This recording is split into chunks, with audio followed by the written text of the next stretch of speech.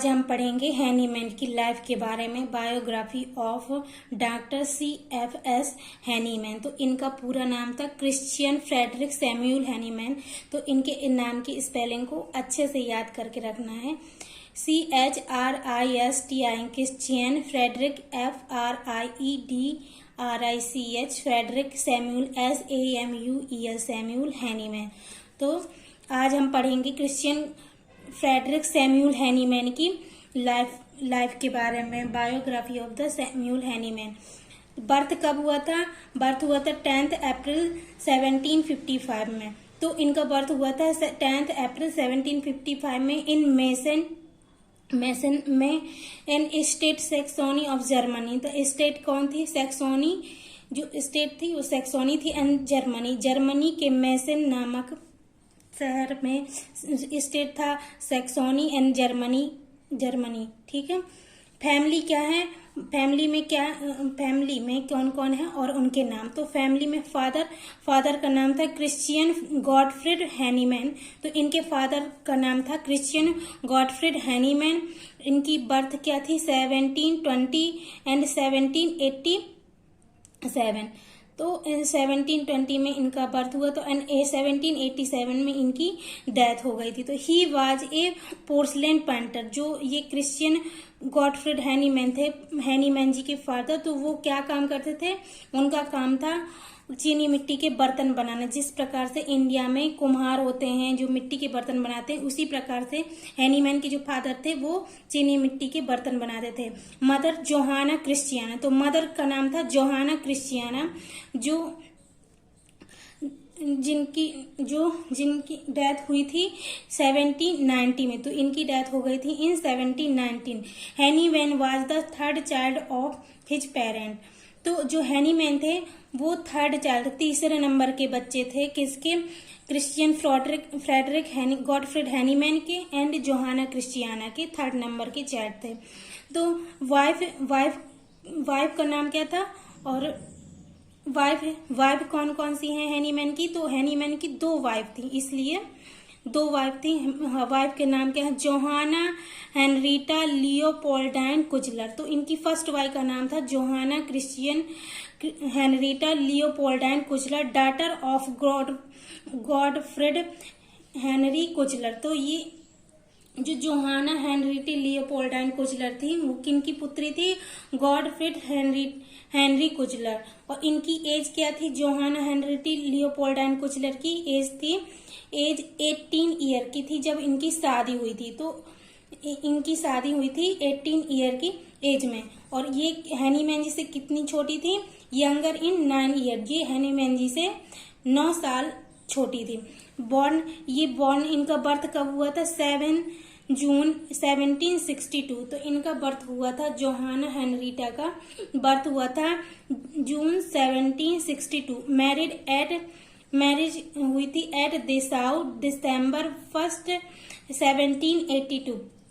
तो इनकी मैरिज कहाँ पे हुई थी? किस स्थान पे? तो देसाउ नामक शहर में इनकी मैरिज से इनकी शादी हुई थी एंड दिसंबर 1 1782 दिसंबर 1 में एंड 1782 को डाइड एट कोथेन। जो जोहाना हेनरीटा थी उनकी डेथ हुई थी कोथेन में मार्च 31 1830। तो इनकी डेथ हुई थी मार्च 31 में 1830 में। और चाइल्ड 11 चाइल्ड। इनके कितने बच्चे थे? हैनीमैन और जोहाना हेनरीटा के बच्चों की कितने बच्चे थे? इनके बच्चे थे 11 बच्चे थे इनके। सेकेंड वाइफ जो हैनीमैन जी थे उनकी 2 शादी हुई थी। तो इनकी सेकेंड वाइफ का क्या नाम था? Melanie de Hervilly, daughter of a painter of Savoy. तो ये इनका नाम था Melanie de Hervilly and daughter of painter of Savoy. तो इनकी पिता का क्या नाम था? जो सेकेंड वाइफ थी इनका नाम था मेलेनी डी हरवैली एंड इनके फादर थे जो एक पेंटर थे। तो वो सेवाय से थे। डॉटर ऑफ द पेंटर सेवाय जो थे।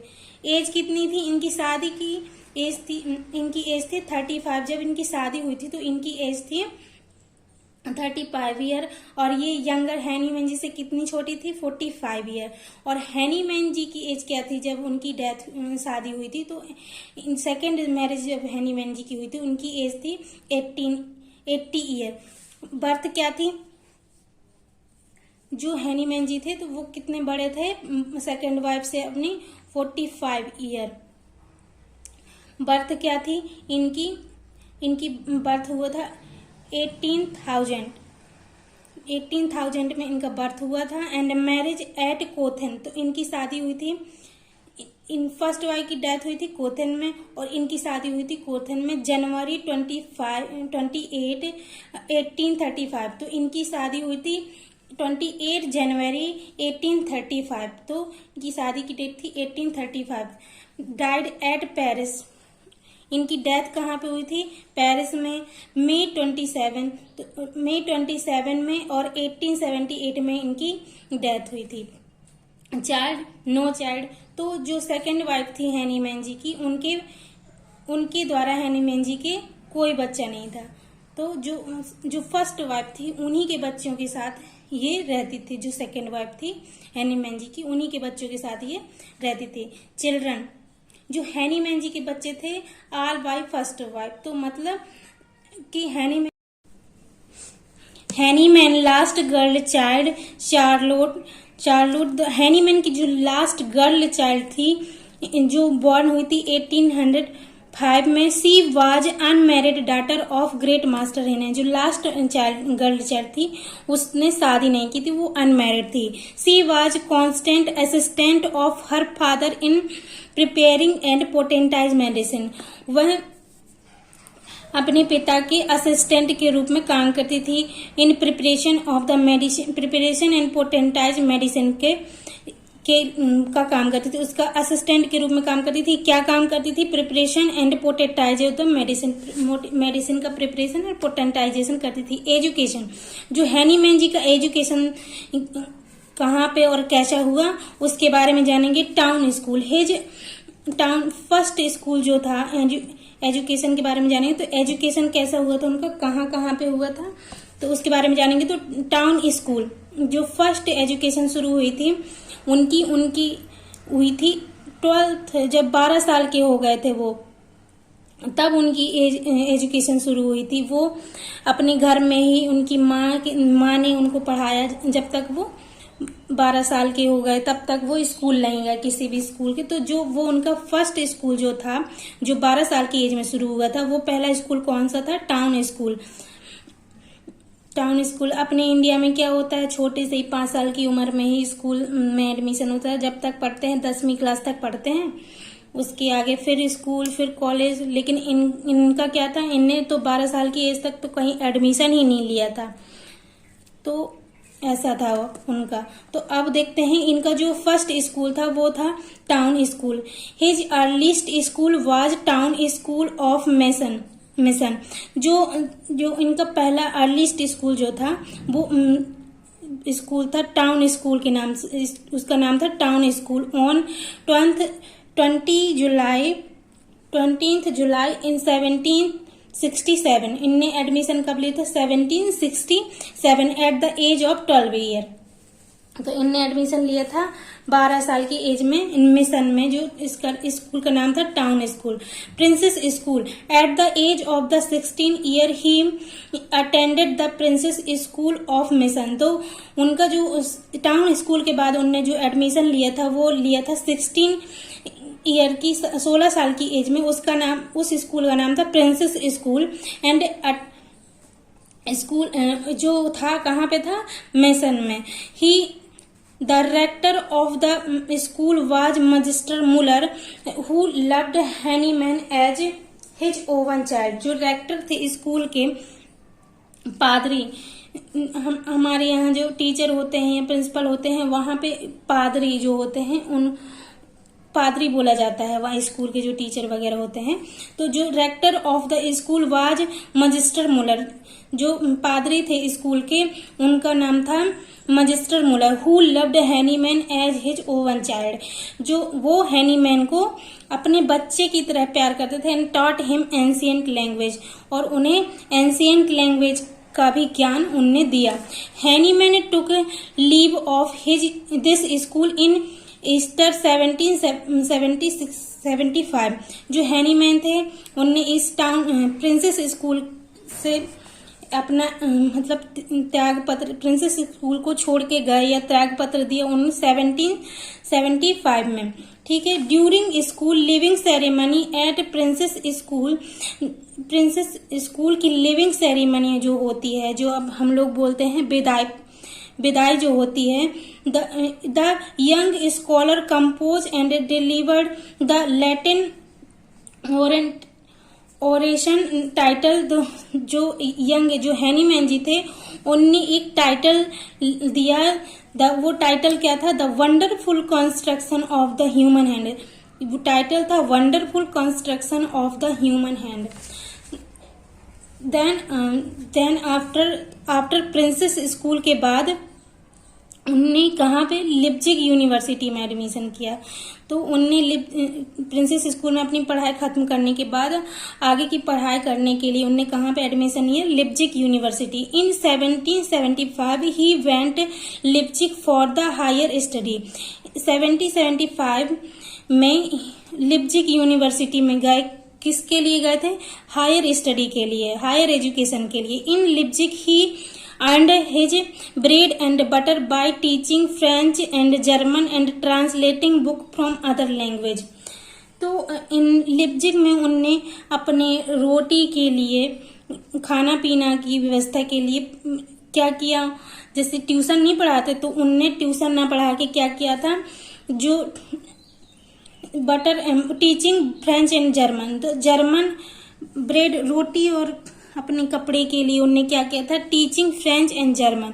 तो जर्मन और फ्रेंच में पढ़ाना शुरू कर दिया, मतलब उन्होंने ट्यूशन ही स्टार्ट किया था एक प्रकार से। And translating book from the other language. And French और जर्मन में ट्यूशन पढ़ाने के साथ साथ ट्यूशन मतलब टीचिंग करने के साथ साथ उनने क्या किया था? Translating book from other language. तो वो बुक का ट्रांसलेशन करते थे। जैसे इंग्लिश है तो उसको जर्मन में, जर्मन से अलग अलग लैंग्वेज में, इंग्लिश को जर्मन में, जर्मन को इंग्लिश में, ऐसे फ्रेंच को, ऐसे उनने ट्रांसलेशन शुरू कर दिया था।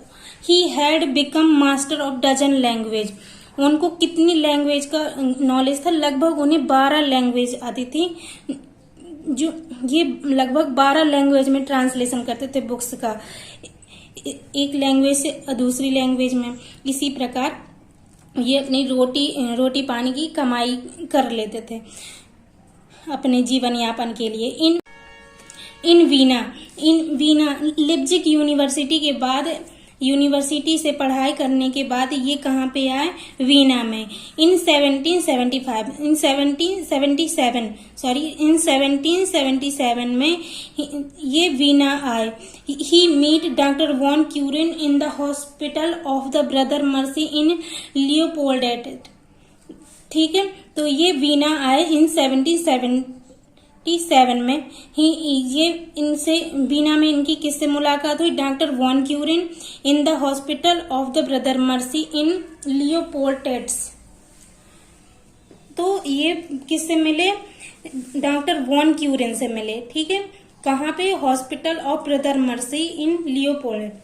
Hahnemann was the only student who was allowed to visit doctor Quarin private patient. जो हैनीमैन थे वो इतने मतलब सभी को अच्छे लगते थे कि सभी लोग उनको प्यार करते थे। जैसे कि वो जब स्कूल में थे तो उनको जो पादरी थे उनको एक अपने बच्चे की तरह प्यार करते थे। और जब ये आगे बढ़ते गए तो जब वो बीना में आए तो उनके जो डॉक्टर वॉन क्यूरिन थे उनने उनके अपने जो वॉन क्यूरिन के प्राइवेट पेशेंट थे उनके साथ उनने हैनीमैन को अलाउ कर दिया कि हाँ तुम मेरे प्राइवेट पेशेंट के साथ इंटरफेयर कर सकते हो, मेरे प्राइवेट पेशेंट के साथ कुछ भी मतलब ट्रीटमेंट के लिए, हर चीज के लिए उनने इनको अलाउ कर दिया था। After staying 9 months in Vienna, he was invited by the government of the Transylvania। जो 9 मंथ वीना में एक्सपेंड करने के बाद इनको इनविटेशन मिला गवर्नमेंट ऑफ द ट्रांसलेवेनिया के बैरोन वॉन ब्रुकेंथल से टू कम एट थर्मेस्ट के रूप में एज हिज फैमिली फिजिशियन। उस थर्मेस्ट के रूप में फैमिली फिजिशियन के रूप में इनविटेशन दिया गया। And custody of the his important library की कस्टडी के रूप में उनको रखने के लिए उन गवर्नमेंट जो थी ट्रांसलेवेनिया की, उनने इनविटेशन दिया। फ्रॉम 1777 टू 1779 तक वो वहां रहे। ठीक है। Erlangen university of the 10th August 1779 he got MD from Erlangen university. On 10th August 1779 he got MD from the Erlangen. उन्होंने क्या किया, अर्लेंज यूनिवर्सिटी अपनी MD को कंप्लीट किया। MD जो है उनकी, उनने MD को कंप्लीट किया वहां कहाँ पे, अर्लेंज यूनिवर्सिटी में। फॉर द हिज थीसिस, अपनी थीसिस के लिए एक consideration of the aetiology and therapeutics of the spasmodic affection. The consideration का जो aetiology, consideration of and therapeutic of spasmodic affection. The death कब हुई थी हैनीमैन जी की, in the middle of April के मध्य, मतलब जो middle of April and the 12th and 13th, मतलब 12 से बीच वाला जो समय, अप्रैल का बीच मतलब बीचवा पार्ट होगा, बीच का जो हिस्सा होगा उस तब मतलब 12 से 13 अप्रैल को Hahnemann was ill again with his usual springs malady bronchial asthma. तो जो डेथ हुई थी उनकी किस वजह से हुई थी, तो जो हैनीमैन थे वो किससे अफेक्टेड, ब्रोंकियल अस्थमा से अफेक्टेड हो गए। उनको ब्रोंकियल कैटराल हो गया था, ब्रोंकियल कैटराल हो गया था, इस वजह से उनकी डेथ हो गई थी। At first he treated himself, later he cured, पहले तो उनने अपने आप से ही खुद का ट्रीटमेंट किया। And later he cured in the help of the doctor चैटरन को, उनने क्या चैटरन को बुलाया, जो डॉक्टर थे वो क्या थे, होम्योपैथिक फिजिशियन थे। पहले तो उनने खुद अपना ट्रीटमेंट किया, फिर बाद में उनने डॉक्टर होम्योपैथिक फिजिशियन थे जो चैटरन, उनको अपनी हेल्प के लिए बुलाया था। On the 2 July 1843, 2 July and in 1843 at 5 o'clock in the morning, 2 जुलाई में 1843 में 5 o'clock मॉर्निंग के टाइम पे सैमुअल हैनीमैन डाइड। तो सैमुअल हैनीमैन की डेथ हो गई 1843 में।